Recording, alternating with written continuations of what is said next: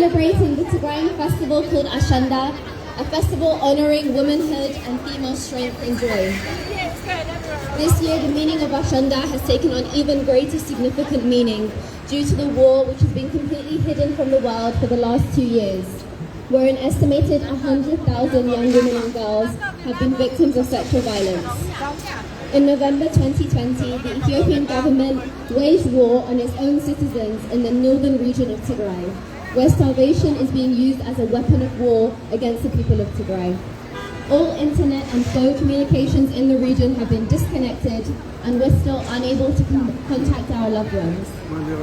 This year, the women and girls of Tigray are fending off a genocidal war waged against them and their homeland, while others are enduring weaponized rape and starvation.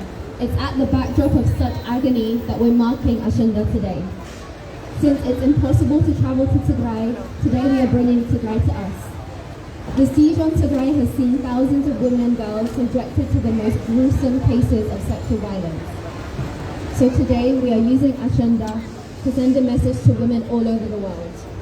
We ask you today to share your videos and to share our message and help us bring the siege on Tigray to an end. Justice for Tigrayan women. Tigray will prevail.